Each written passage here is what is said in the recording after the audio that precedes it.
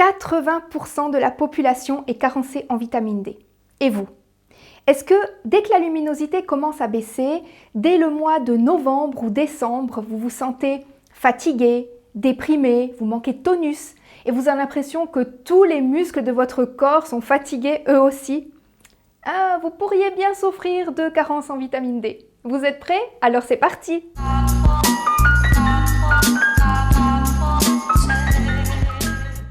Gentiment mais sûrement dans la période hivernale et ça faisait longtemps que vous me demandiez de traiter le sujet. Donc aujourd'hui, on va s'attaquer à nouveau à un gros morceau puisque nous allons nous intéresser à la vitamine D. Un sujet très important car selon l'Académie de médecine française, 80% de la population serait carencée en vitamine D. Et là, je vous parle aussi bien des omnivores que des végétaliens, sans aucune distinction. Ça vous donne déjà un petit indice avant de commencer cette vidéo sur l'origine ou la non-origine de cette carence. Mais on verra tout ça par la suite dans la vidéo. Petit sommaire avant de commencer. Je vous mettrai le timing juste ici à côté et en description aussi, afin que vous puissiez voir ou revoir les passages qui vous intéressent le plus. Donc aujourd'hui, nous allons répondre à ces questions. La vitamine D, qu'est-ce que c'est et pourquoi est-ce qu'on en a besoin? Où trouver de la vitamine D? Qui est carencé en vitamine D et pourquoi? Quels sont les symptômes de la carence en vitamine D? Et quelle forme de vitamine D choisir et à quelle dose? Comme d'habitude, je vais essayer de résumer au mieux le sujet et de ne pas me perdre dans des explications trop pointues pour que ce soit le plus agréable possible pour vous. Avant tout, petite définition de ce qu'est la vitamine D. Elle fait partie de la petite famille des vitamines liposolubles qui sont les vitamines A, D, E, K. Vous voyez qu'elles sont peu nombreuses. Liposolubles veut simplement dire qu'elles sont solubles dans les graisses. Elles ont donc une affinité avec les corps gras. Affinité avec les graisses veut aussi dire que tout comme les toxines, elles sont stockées dans nos graisses corporelles. Ce qui peut être problématique car ce stockage peut amener à une hypervitaminose et donc trop de vitamine D. Mais bon, on ne va pas s'étendre là-dessus dans cette vidéo, car si vous suivez scrupuleusement mes conseils en fin de vidéo, vous ne risquez rien. Déjà ici, vous allez me dire, mais alors, il faut manger du gras pour absorber la vitamine D, vu que c'est une vitamine liposoluble. L'absorption de la vitamine D se fait au niveau de l'intestin grêle, et il n'y a pas besoin de manger gras pour l'absorber, parce qu'en réalité, on trouve du gras partout dans notre alimentation, à moins que vous ne fassiez un jeûne. Au final, manger un peu plus gras, non, c'est pas vrai, plutôt manger un peu de gras en même temps que vous prenez votre vitamine D, ça peut favoriser son absorption. Mais elle aura lieu de toute façon. Donc pas de souci à ce niveau. Si vous avez peur de ne pas l'absorber correctement, vous pouvez à la limite simplement ajouter un petit complément alimentaire d'EPA, DHA ou d'oméga 3, histoire de faire d'une pierre deux coups. D'ailleurs, certaines vitamines D qui sont prescrites sont déjà dans un milieu lipidique. C'est comme, vous savez, des petites gouttes d'huile à avaler. Mais il suffit vraiment en fait de très peu de gras pour une absorption optimale. Voyons maintenant pourquoi nous avons besoin de vitamine D et comment notre corps va l'utiliser. La première chose à laquelle on pense lorsqu'on parle de vitamine D, c'est la santé des os. Mais elle est également essentielle pour plein d'autres choses très importantes, vous allez voir. Donc, commençons par les os. Oui, elle est indispensable pour le métabolisme calcique, la minéralisation osseuse pour fabriquer de l'os. Parce qu'il faut savoir que nos os sont constamment en train de se modifier. Ils sont modifiés, modulés constamment. Chaque jour, on détruit de l'os grâce à nos cellules appelées ostéoclastes et on en fabrique grâce aux ostéoblastes. Notre corps répond à ce qu'on appelle l'homéostasie. Il est en constante recherche d'équilibre. Notre corps n'est pas figé, il est en constant mouvement à l'intérieur. Comme chaque chose dans l'univers d'ailleurs, les atomes sont eux-mêmes aussi en constant mouvement. Bref, comme tout processus physiologique, il n'y a pas qu'une seule vitamine qui entre en jeu. Vous aurez aussi besoin de calcium, vous aurez besoin de magnésium, de vitamine C, etc. C'est une synergie complexe, la formation des os.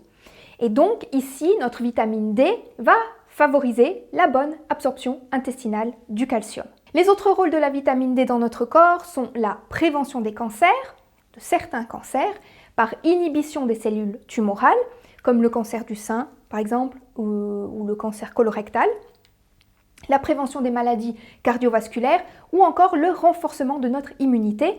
Et du coup, par extension, on remarque un effet sur les maladies auto-immunes.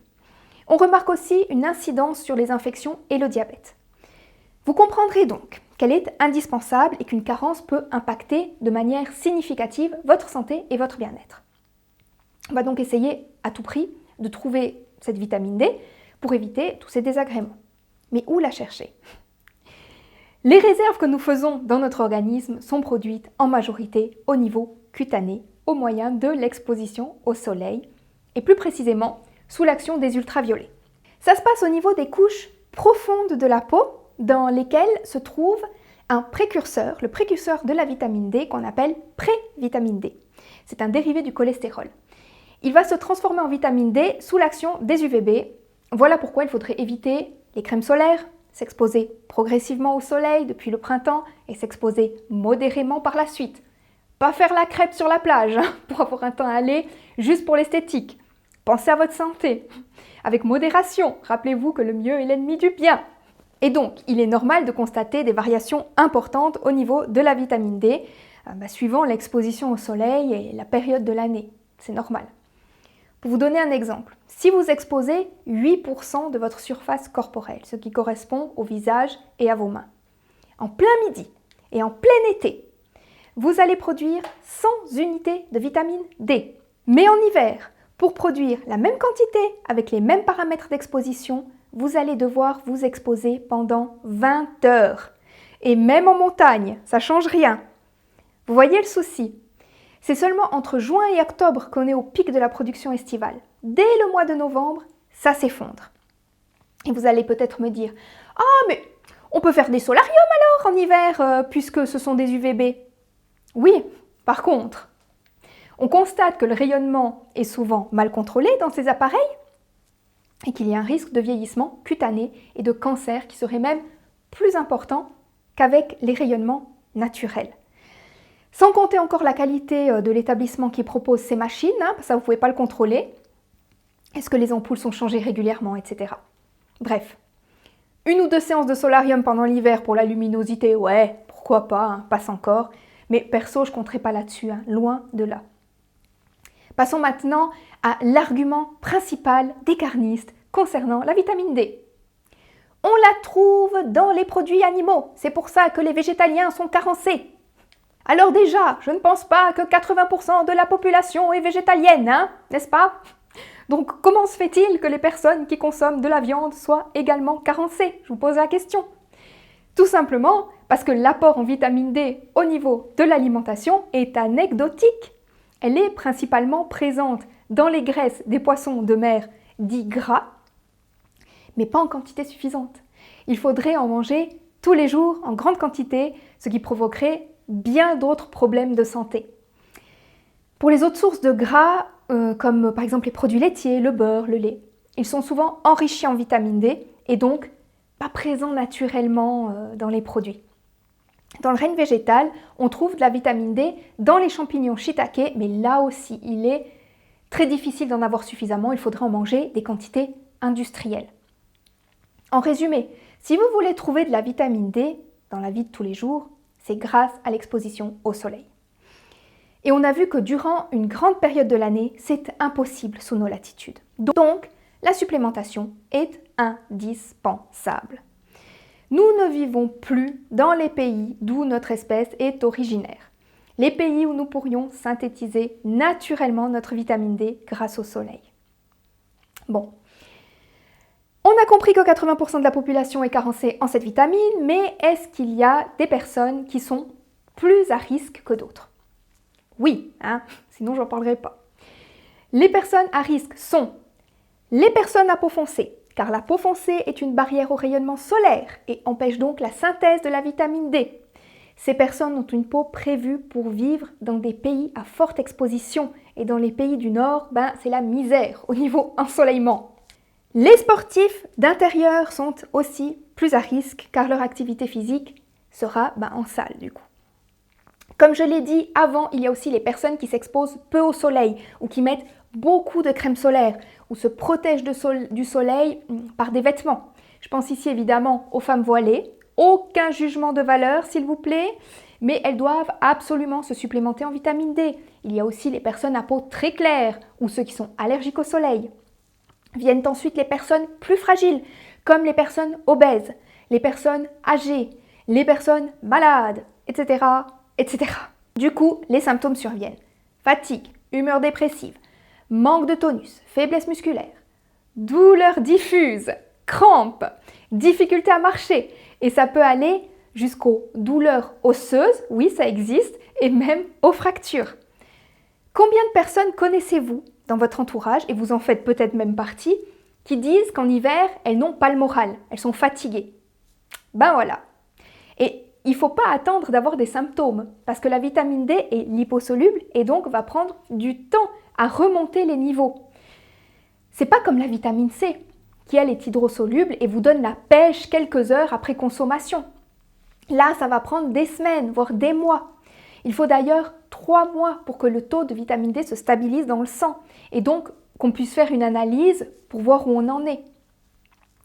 Quelqu'un m'avait posé la question, j'en parle maintenant parce que sinon je vais oublier.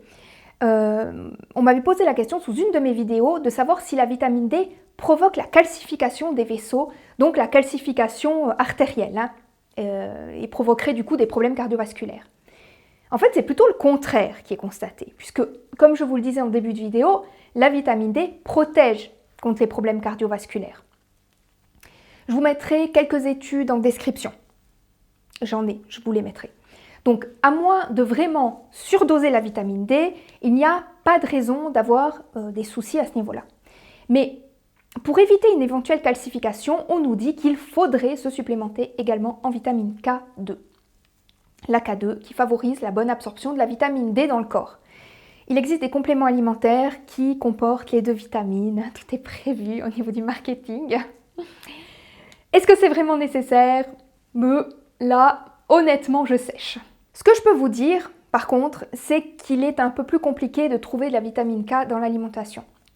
On la trouve beaucoup dans les produits lactofermentés, par exemple. Mais est-ce que ça justifie une complémentation? Rien n'est moins sûr. On arrive à la dernière partie de la vidéo et celle qui intéresse certainement beaucoup d'entre vous. Quelle forme de vitamine D choisir et à quelle dose? Il existe 2 formes de vitamine D. La D3 sous forme de cholécalciférol ou la D2 sous forme d'ergocalciférol. À l'état naturel, notre corps fabrique de la vitamine D3. Mais il n'y a pas d'études scientifiques qui prouvent que la vitamine D3 est supérieure à la D2. Parce que chimiquement, elles sont très proches. Le principe actif de la vitamine D2 est presque toujours végétal, car elle est fabriquée à partir de levure, et la majorité de la D3 est animale, issue soit du foie des poissons gras ou de la laine de mouton, d'une substance qu'on appelle l'anoline. Mais on peut aussi fabriquer de la D3 végétale, à partir de lichen. La vitamine D3 serait mieux absorbée, puisque c'est la forme qui est fabriquée par notre corps. Elle serait mieux absorbée que la vitamine D2 et sa durée de vie serait plus longue.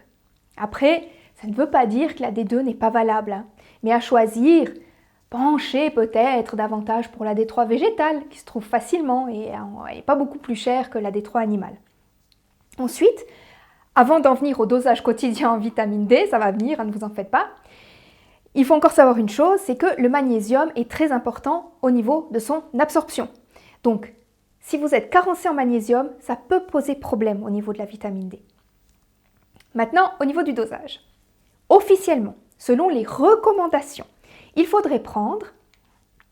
Alors, on va prendre l'exemple des personnes entre 50 et 70 ans, parce qu'il faut savoir que plus vous vieillissez, plus vous allez avoir besoin d'entretenir vos os, vos muscles, votre système immunitaire.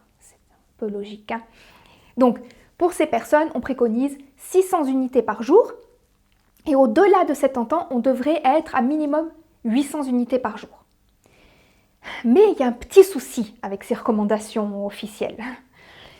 C'est que pour atteindre une concentration sanguine supérieure à 75 nanomoles par litre, si le taux sanguin initial n'est pas optimal, Donc si vous êtes déjà légèrement carencé ou en léger déficit de vitamine D, il est souvent nécessaire d'absorber une dose de 1500 à 2000 unités internationales par jour. C'est ce qu'on appelle la dose thérapeutique en comparaison à la dose journalière recommandée qu'on a vue juste avant. Donc en réalité, pour ne plus être carencé, il faut souvent donner des unités quotidiennes qui s'approchent plus des 2000 à 5000 unités internationales. Vous verrez que c'est indiqué sur l'emballage, c'est marqué 1500 UI par exemple. Ne prenez pas un complément qui est dosé en dessous de 1500 unités, ce n'est pas une dose qui va vous permettre de remonter votre taux de vitamine D. Ça va vous garder en vie, ça va vous faire... vous reprenez un peu d'air, mais ça ne va pas vous permettre de remonter votre taux de vitamine D. Et pour votre info, afin que vous puissiez lire vos analyses sanguines vous-même, sachez qu'au niveau du statut vitaminique D d'un individu, le taux de 25 OHD sérique doit être supérieur à 75 nanomoles par litre. Ou, ça dépend les laboratoires, des fois c'est par nanogramme par millilitre, donc ce serait 30 nanogrammes par millilitre. Ceci pour admettre un statut vitaminique normal. Alors, 25 OHD, c'est le marqueur sanguin de la vitamine D. Voilà, c'est comme ça qu'on voit où en est votre vitamine D dans votre sang. Voilà, vous savez maintenant pourquoi je prescris toujours une supplémentation en vitamine D à mes patients en période hivernale, c'est-à-dire d'octobre à mars à peu près. Et c'est quelque chose, selon moi, qui devrait être automatique, surtout au niveau des prescriptions des médecins. Si vous avez encore des questions, vous pouvez me les poser en commentaire. Et n'oubliez pas de me laisser un petit pouce en l'air pour aider au référencement de la vidéo et de vous abonner si ce n'est pas encore fait. Via Felicia à tous!